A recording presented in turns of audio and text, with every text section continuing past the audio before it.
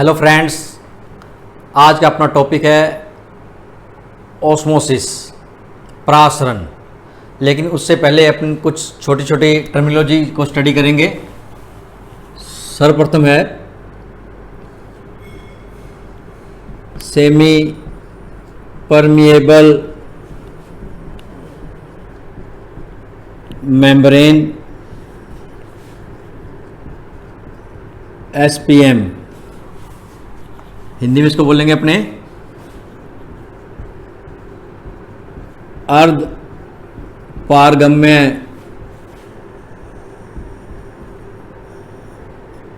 झिल्ली।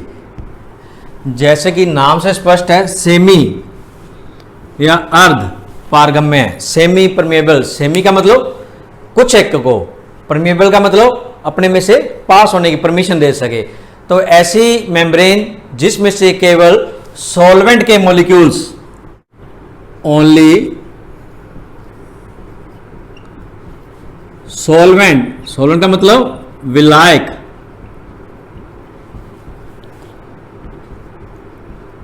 Pass through it, but solute molecules not pass through it।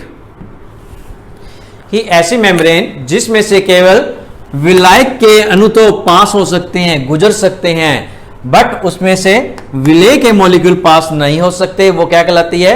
Semi permeable membrane. आपने छोटी classes के अंदर पढ़ा था कि किशमिश है, इसको पानी में रख दो तो वो फूल जाती है, ठीक है, परासरण की घटना के कारण। तो यहाँ किशमिश की जो झिल्ली है वो किसका कार्य कर रही है? सेमी परमेबल मेम्ब्रेन का कार्य कर रही है, अर्धपारगम्य झिल्ली का कार्य कर रही है, जो अपने में से जल के अणुओं को पास होने देती है, विलायक के अणुओं को पास होने देती है, बट शुगर के मॉलिक्यूल्स को नहीं। सेमी परमेबल मेम्ब्रेन जो होती है प्लांट्स में भी मिलती है और एनिमल्स में भी मिलती है, जैसे पिग्स ब्लैडर। इसके अलावा केमिकली जो सेमी परमेबल मेम्ब्रेन होती है, अर्धपारगम्य झिल्ली होती है, वो फिनॉल या पोटेशियम फेरोसाइनाइड की बनी होती है। केमिकली किसकी बनी होती है? फिनॉल या पोटेशियम फेरोसाइनाइड की बनी होती है। नेक्स्ट टर्मिनोलॉजी है डिफ्यूजन।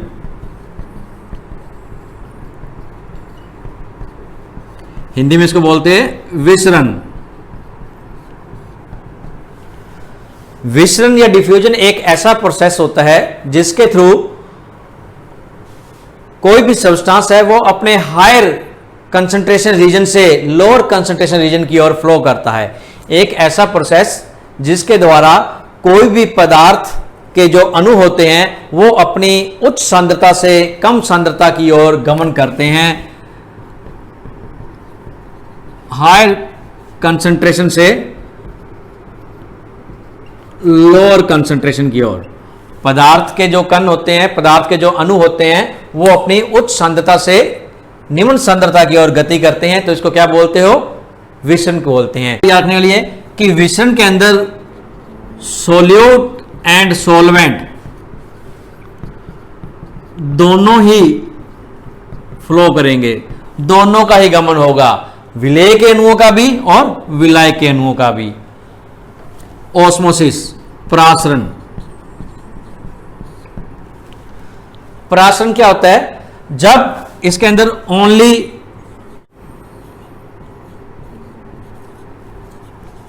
सॉल्वेंट मॉलिक्यूल्स फ्लो करेंगे, और वो भी किसके थ्रू? सेमी परमेबल मेम्ब्रेन के थ्रू। कि सेमी परमेबल मेम्ब्रेन में से होकर गमन करेंगे, सोल्यूट पास नहीं होगा, सोल्यूट जो है इस मेम्ब्रेन से पास नहीं होगा। तो परासरण क्या होता है?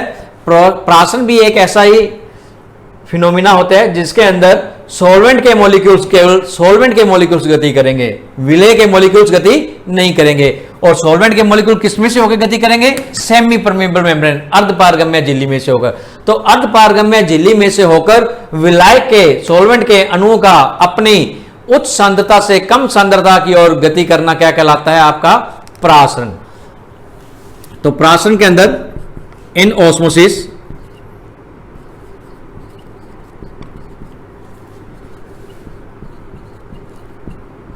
सॉल्वेंट मूव करेगा, किस ओर मूव करेगा? इट्स हायर कंसंट्रेशन से लोअर कंसंट्रेशन की ओर, कि सॉल्वेंट जो है अपनी उच्च सांद्रता से कम सांद्रता की ओर गति करेगा, किस में से होकर? अर्धपारगम्य झिल्ली की में से होकर। या कह सकते हैं लो कंसंट्रेशन वाले सॉल्यूशन से हायर कंसंट्रेशन वाले सॉल्यूशन की ओर, कि विलायक के अणु कम सांद्रता वाले विलयन से उच्च सांद्रता वाले विलयन की ओर गति करेंगे। विलयन की सांद्रता जितनी उच्च होगी उसके अंदर पानी की मात्रा उतनी ही कम होगी, तो इसलिए उसकी पानी की डिमांड क्या होगी? उतनी ही ज्यादा होगी। इसलिए सॉल्वेंट क्या होगा? वाटर जो है कहां जाएगा? उच्च सांद्रता वाले विलयन की ओर जाएगा। तो ये आपने ध्यान रखना है। या कह दो प्योर सॉल्वेंट से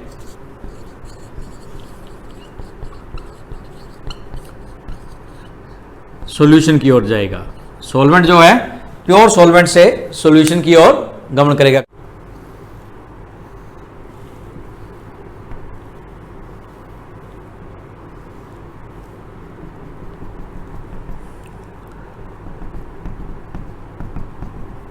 ये आपकी सेमी परमेबल मेम्ब्रेन है, ये आपका वाटर है जो सॉल्वेंट का वर्क करेगा, और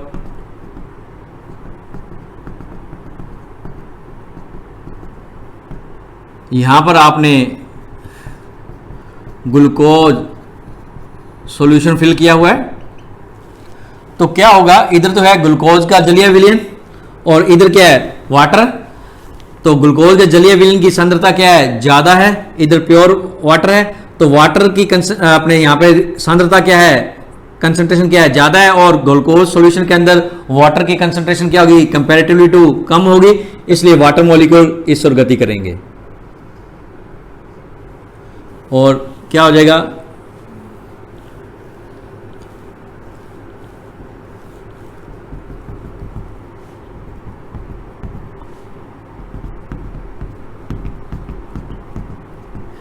इस तरफ का लेवल डाउन चला जाएगा और इस तरफ का लेवल जो सॉल्यूशन वाला लेवल है वो अप चला जाएगा, क्योंकि वाटर मॉलिक्यूल इस ओर आने लगे। और इस फिनोमिना को अपने क्या बोलते हैं? ऑस्मोसिस। कि सॉल्वेंट के मॉलिक्यूल्स का अपनी हायर कंसंट्रेशन से लोअर कंसंट्रेशन की ओर जाना, किसके थ्रू? सेमी परमेबल मेम्ब्रेन में से होते हुए। इसको क्या बोलते हो आप? प्रासरण क्या घटना बोलते हो, कि प्रासरण बोलते हो। अपने चाहते हैं एक नेक्स्ट टर्म देखते हैं, प्रासरण दाब, osmotic pressure.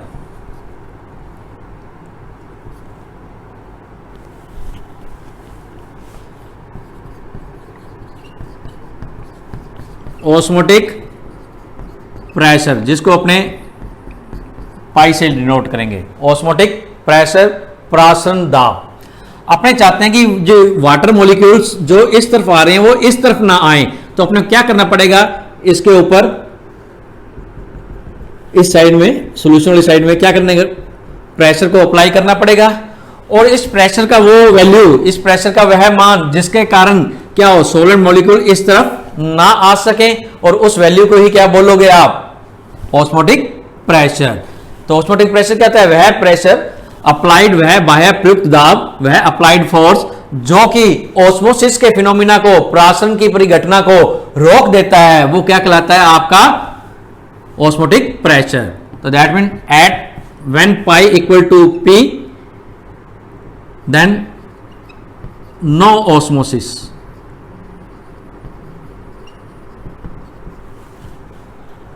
No osmosis.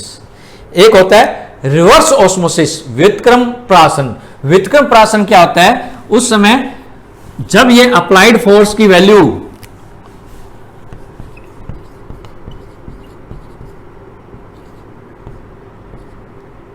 Reverse osmotic pressure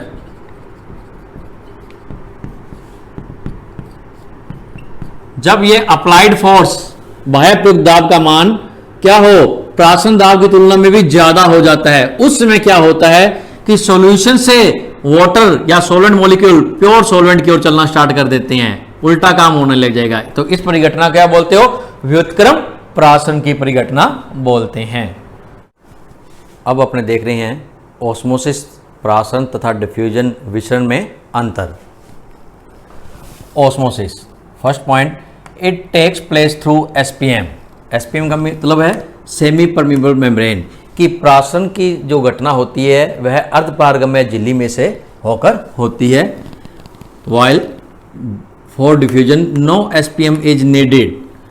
विसरण के लिए सेमी परमीबल मेम्ब्रेन अर्थात अर्धपारगम्य झिल्ली की कोई जरूरत नहीं होती। Second, in osmosis only solvent molecules move, कि केवल सॉल्वेंट के मॉलिक्यूल ही मूव करते हैं। प्राशन की परिघटना में जो अर्धपारगम्य झिल्ली होती है, एसपीएम होती है, उसमें से केवल सॉल्वेंट के मॉलिक्यूल ही मूव करेंगे, उसमें से होकर पास होंगे। While in diffusion both solute and solvent molecules can move, कि डिफ्यूजन के अंदर सोल्यूट तथा सॉल्वेंट, विलेय तथा विलायक दोनों के ही अणु गति करते हैं, जबकि ऑस्मोसिस प्राशन में केवल विलायक के मॉलिक्यूल ही गति कर सकते हैं।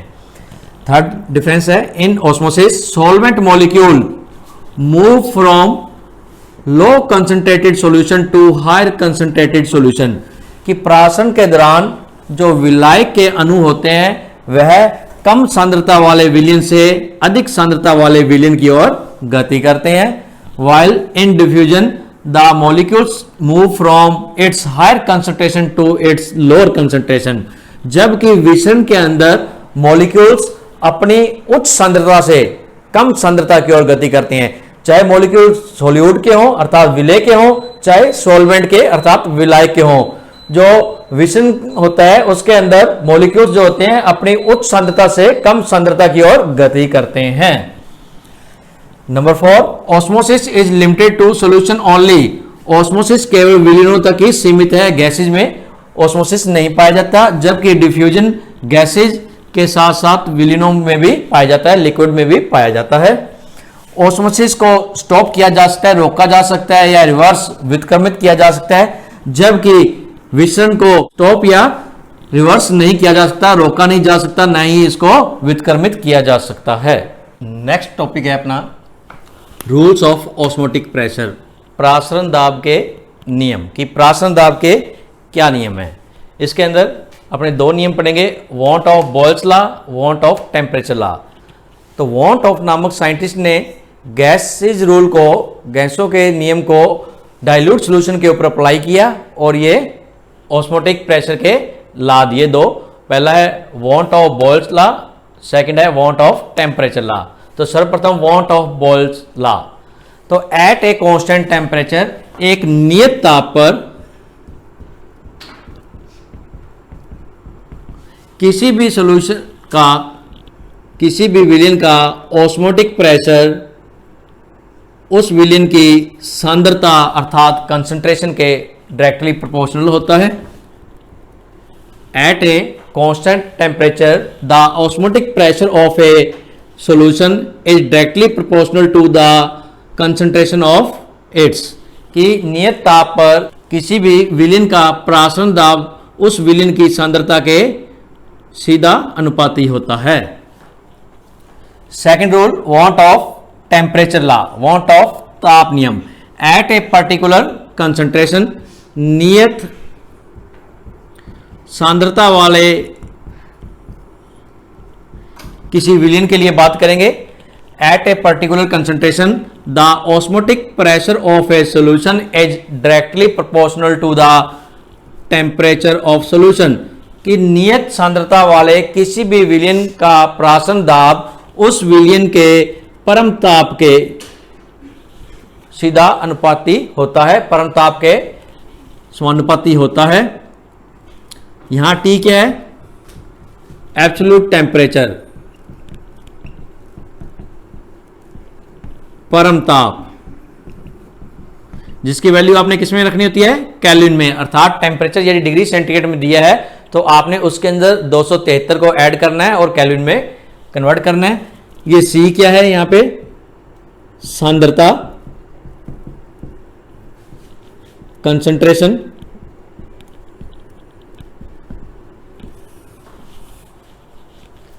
Equation 2 from equation first and second, समीकरण 1 और 2 से।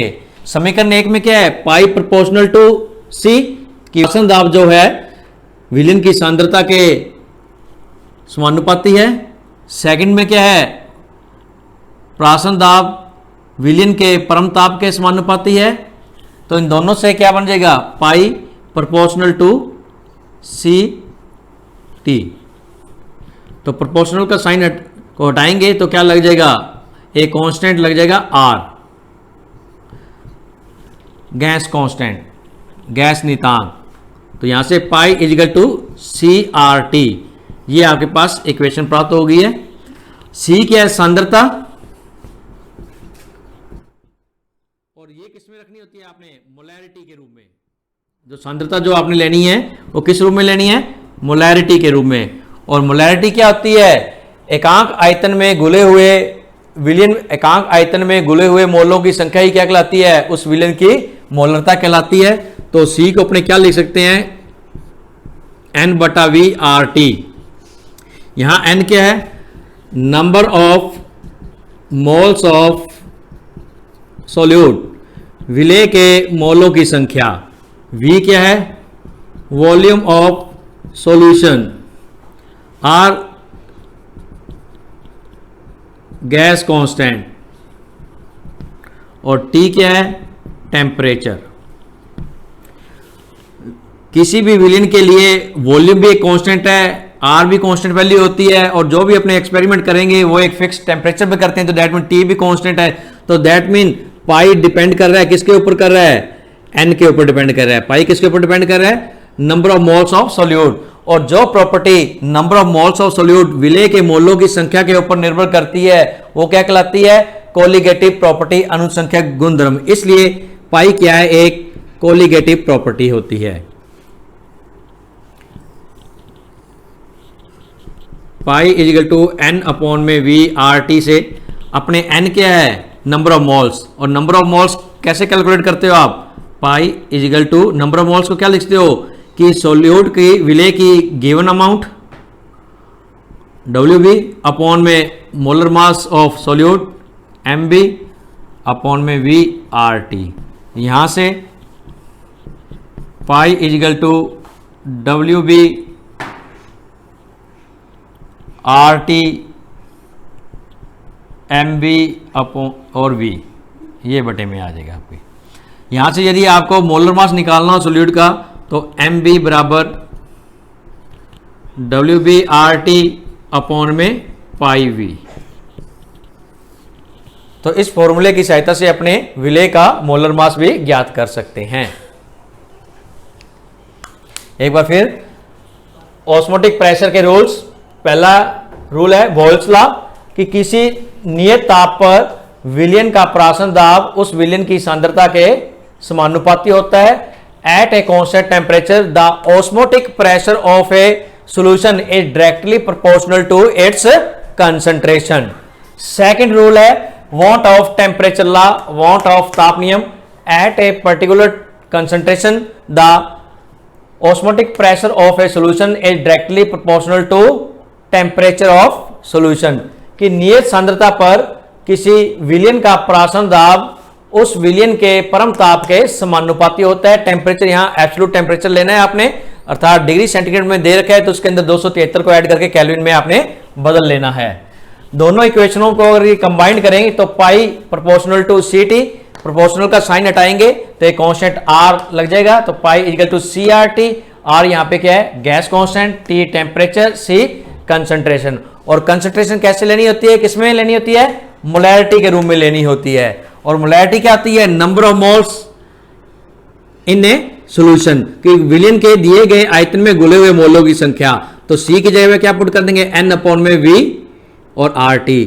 V किसी भी विलयन के लिए कांस्टेंट है, वॉल्यूम R कांस्टेंट है, टेम्परेचर कांस्टेंट है, तो मोलों की संख्या, विलय के मोलों की संख्या चेंज होने के साथ ऑस्मोटिक प्रेशर चेंज होता जाएगा। तो क्योंकि ऑस्मोटिक प्रेशर जो है विलय के मोलों की संख्या के ऊपर निर्भर कर रहा है, इसलिए पाई क्या है, कोलिगेटिव प्रॉपर्टी, अनुसंख्यक गुणधर्म है।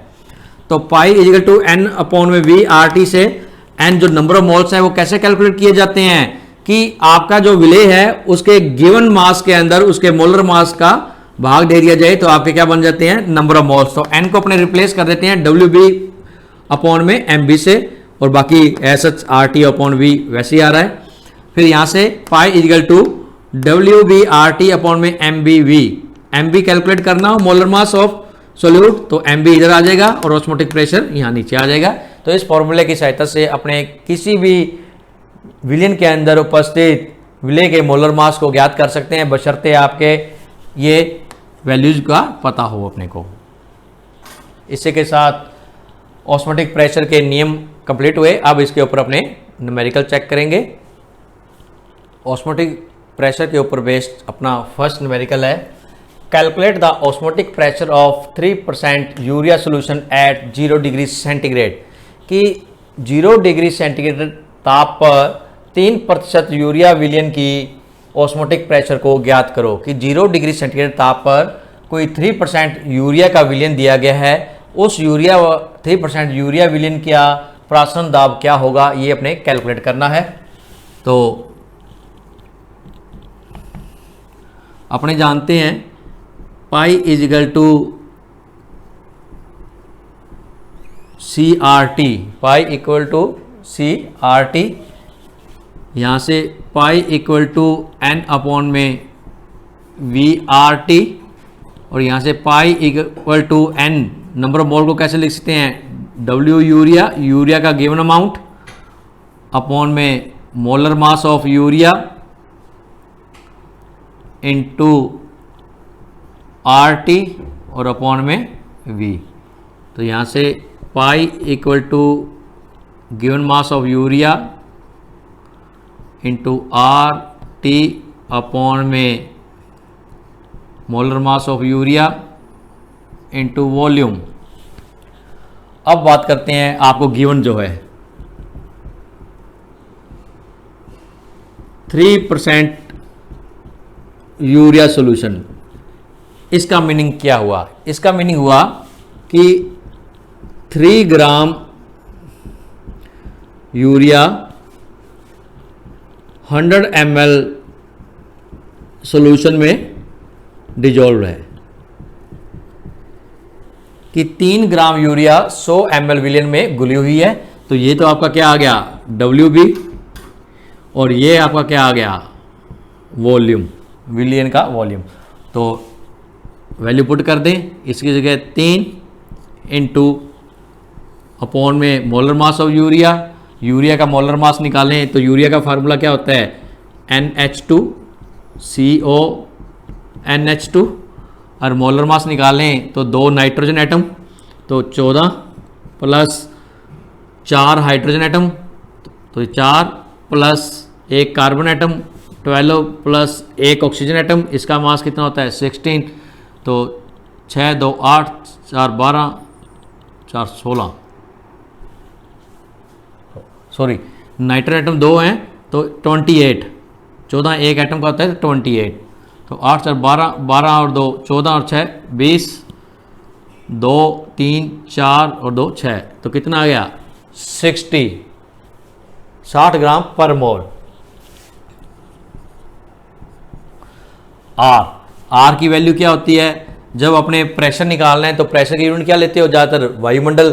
तो अपने आर की यूनिट अपने वैल्यू कर रखेंगे वायुमंडल के रूप में, तो ये कितनी होती है 0.0821 atmosphere litre mole inverse kelvin inverse. कैसे ये यूनिट आई, तो आप लोगों को पता है कि आप लिखते हो PV इजिकल टू NRT। तो यहाँ पे प्रेशर है एटमॉस्फेयर में, V वॉल्यूम लीटर में, R निकालना हो तो N और T इसके बटे में आ जाएंगे। तो N की वैल्यू क्या होती है मोल यूनिट, और T क्या होता है आपका टेम्परेचर, केल्विन के अंदर एब्सोल्यूट टेम्परेचर। तो यूनिट क्या हुई R की, एटमॉस्फेयर लीटर अपॉन में मोल और केल्विन। तो ये आ गई वैल्यू, ये पुट कर देंगे अपने 0.0821 इंटू टी टेम्परेचर कितना दे रखा है 0 डिग्री सेंटीग्रेड। तो आपको किस में कन्वर्ट करके लिखना है केल्विन में, तो 273 ऐड कर देंगे तो क्या आ जाएगा 273 केल्विन। वॉल्यूम क्या दे रखा है आपका 100 ml, और वॉल्यूम रखना किस में होता है आपने लीटर में, तो लीटर में इसको कन्वर्ट करोगे तो कितने V बराबर 100 ml है, इसको लीटर में कन्वर्ट करेंगे तो 1000 से डिवाइड कर देंगे तो क्या आ जाएगा 0.1 लीटर। यहाँ पर क्या आ जाएगा 0.1, और जब इसको सॉल्व करेंगे तो ये आपका आएगा 11.21 एटमॉस्फेयर। तो फिर देखें क्वेश्चन था आपका 3% यूरिया सोल्यूशन है कितने टेम्परेचर पर 0 डिग्री सेंटीग्रेड टेम्परेचर पर दे रखा है, और इस सोल्यूशन का आप लोगों से क्या पूछा उसने ऑस्मोटिक प्रेशर कितना है, तो formula pi equal to CRT, C के कंसंट्रेशन मोलैरिटी के रूप में, तो N/V number of moles upon में volume of solution. Number of moles कैसे कैलकुलेट करते हैं अपने कि विलेय के दिए गए मास के अंदर उस विलेय के मोलर मास का भाग दे देते हैं, तो इसकी जगह पुट कर दिया ये वैल्यू, तो यहाँ से पाई बराबर क्या बन गया given mass of urea into RT upon में मोलर मास ऑफ यूरिया और वॉल्यूम ऑफ सोल्यूशन। अब आती है बात कि 3% यूरिया सोल्यूशन दे रखा है, तो इसका मतलब क्या हुआ 3 ग्राम यूरिया आपके 100 ml विलियन के अंदर डिजोल्व है, घुला हुआ है, तो 3 ग्राम यूरिया का गिवन मास, और 100 ml solution that mean volume दे रखा है विलियन का, और इसको किस में कन्वर्ट करके लिखना होता है लीटर में, तो 100 ml का मतलब 0.1 लीटर। यूरिया का मोलर मास चाहिए, ये फॉर्मूला होता है, एक नाइट्रोजन का मोलर मास होता है 14, 2 नाइट्रोजन एटम है तो कितना हो गया 28, 4 हाइड्रोजन एटम है, एक का होता है 1, तो 4 हाइड्रोजन एटम का कितना हो जाएगा 4, कार्बन का कितना होता है 12 और ऑक्सीजन का कितना होता है 16, सभी को ऐड किया तो क्या आ गया 16 ग्राम पर मोल।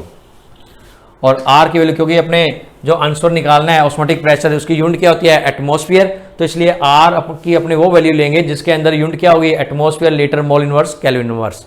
तो ये यूनिट कैसे आई PV इक्वल टू nRT से आई है, तो यहां से R की value 0.0821 atmosphere litre mole inverse kelvin inverse put कर देंगे। टेम्परेचर दे रखे है आपको 0 डिग्री सेंटीग्रेड, केल्विन में कन्वर्ट कर देंगे 273 ऐड करके वैल्यू पुट करेंगे, और सोल्व करने पर कितना ऑस्मोटिक प्रेशर आ जाएगा 11.21 एटमॉस्फेयर। नेक्स्ट क्वेश्चन है 5% urea solution is isotonic with 10% solution of A organic compound ए, कि 5% यूरिया विलियन इज आइसोटोनिक, आइसोटोनिक का मतलब होता है समप्रासरी,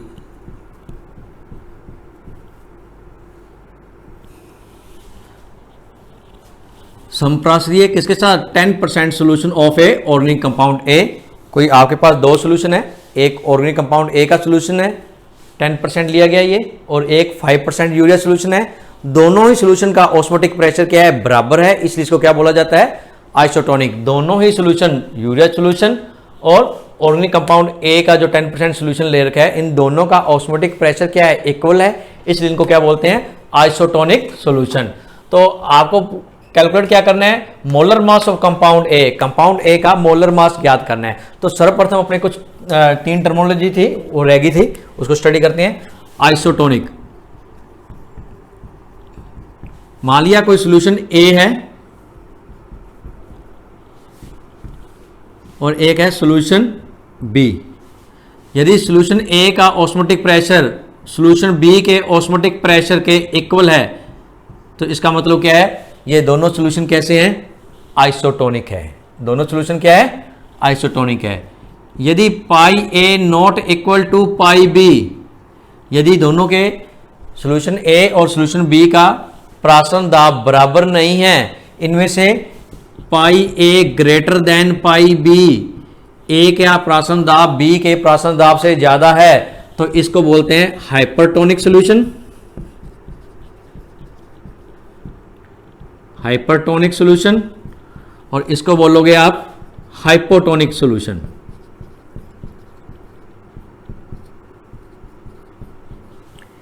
इसको बोलते हो अतिप्रासरी और इसको बोलते हो अल्पप्रासरी।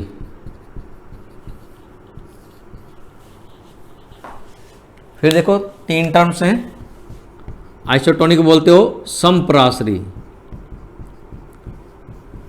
कोई दो सॉल्यूशन है, सॉल्यूशन ए और सॉल्यूशन बी। यदि फर्स्ट केस अपने स्टडी करते हैं कि फर्स्ट केस में क्या है, सॉल्यूशन ए और सॉल्यूशन बी दोनों के प्राशन दाब बराबर हैं, तो ये दोनों विलयन क्या कहलाते हैं, आइसोटोनिक विलयन, समपराश्रयी विलयन कहलाते हैं।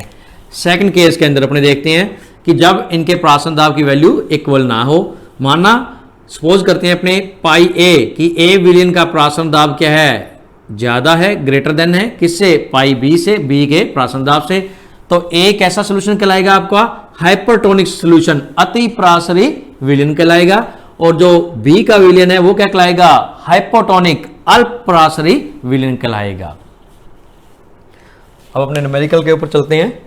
अपने को क्वेश्चन में क्या दे रखा है कि दोनों सोल्यूशन क्या हैं, एक जो यूरिया का सोल्यूशन है पाई यूरिया,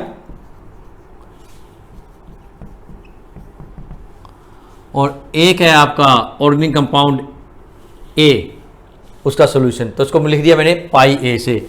दोनों कैसे हैं, आइसोटोनिक है, तो दैट मीन दोनों की वैल्यू क्या है, ऑस्मोटिक प्रेशर की इक्वल है। यहां से इसको क्या लिख सकते हैं आप, सी यूरिया आर टी, इसको क्या लिखोगे, C A R T, R T से आर टी कट जाएगा क्योंकि सेम टेम्परेचर पे ये कंपैरिजन हो रहा है, एक सेम टेम्परेचर पे रखे हुए हैं दोनोन सोल्यूशन, इसलिए टी की वैल्यू सेम है, आर की वैल्यू सेम होती है, कांस्टेंट है, तो इसलिए ये कैंसिल हो गए। तो यहाँ से सी यूरिया, सी यूरिया का क्या लिख सकते हैं, एन ए, अपने एन यूरिया अपॉन में वॉल्यूम, और यहाँ पर क्या हो जाएगा, एन ए जो आपका ऑर्गेनिक कंपाउंड ए था उसके मोलों की संख्या विलयन के अंदर, और ये भी 5% है, ये 10% है, दैट मीन दोनों के विलयन कितने हैं, वॉल्यूम जो देखा है 100 ml, परसेंटेज किसके पीछे होती है, 100 के पीछे, तो वॉल्यूम भी क्या है, सेम है, ये कैंसिल हो गया। तो मोलों की संख्या कैसे निकालते हो आप, given mass of urea upon में मोलर मास ऑफ यूरिया, यहां पे भी मैं वी लिख देता हूं, कितना है 100 ml, और WA अपॉन में molar mass of organic compound A. Urea का कितना अमाउंट दे रखी है, 5 ग्राम यूरिया का डिजोल्व किया था, यूरिया का मोलर मास कितना होता है 60, given mass of compound A का कितना है 10% का मतलब 10 ग्राम ऑर्गेनिक कंपाउंड को 100 ml विलियन में घोला गया था, तो डेट मीन इसकी 10 ग्राम दे रखे हैं, और इसका मोलर मास आप लोगों ने कैलकुलेट करना है। तो यहां से M A equal to 10 into 60 upon में 5, तो ये कितना आ गया 120 ग्राम, कितना आ गया 120, तो मोलर मास आ गया 120। तो फिर देखो क्वेश्चन, 5% यूरिया सोल्यूशन है और एक आपका 10% किसी ऑर्गेनिक कंपाउंड ए का सोल्यूशन है, दोनों सोल्यूशन कैसे हैं, आइसोटोनिक है, दैट मीन समपराश्रयी है। समपराश्रयी होने का मतलब दोनों के ऑस्मोटिक प्रेशर, प्राशन दाब इक्वल रहेंगे। 5% यूरिया सोल्यूशन का मीनिंग क्या हुआ कि 5 ग्राम यूरिया 100 ml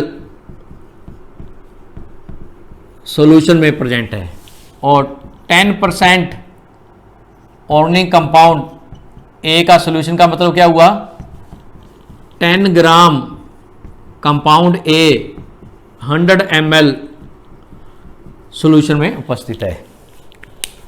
तो दोनों के क्योंकि ऑस्मोटिक प्रेशर सेम है तो इक्वल लिख दिए, इसलिए CRT, पाई की जगह पे क्या लिख सकते हैं CRT, तो यहाँ पे यूरिया है तो सी यूरिया RT, और ये ऑर्गेनिक कंपाउंड ए था तो CaRT। R एक गैस कांस्टेंट है, फिक्स वैल्यू है, T टेम्परेचर, क्योंकि ये एक फिक्स टेम्परेचर पर ये दोनों ही सोल्यूशन रखे हुए हैं, कांस्टेंट है टेम्परेचर, इसलिए T की वैल्यू भी सेम है, तो ये दोनों क्या होंगे, कट जाएंगे। कंसंट्रेशन को क्या लिखते हैं मोलैरिटी के रूप में, number of moles in A given volume of solution, तो N यूरिया अपॉन में V और इधर Na अपॉन में V। वॉल्यूम दोनों का क्या है 100 ml है, सेम है, इसलिए वॉल्यूम से वॉल्यूम कट हो जाएगा। नंबर ऑफ मोल्स कैसे निकालते हो, गिवन मास ऑफ अपॉन में मोलर मास, तो ये यहाँ यूरिया के मोल देखने हैं तो given mass of urea upon में मोलर मास ऑफ यूरिया। यहाँ पर ऑर्गेनिक कंपाउंड के मोल्स देखने हैं तो given mass of organic compound A upon में molar mass of organic compound A.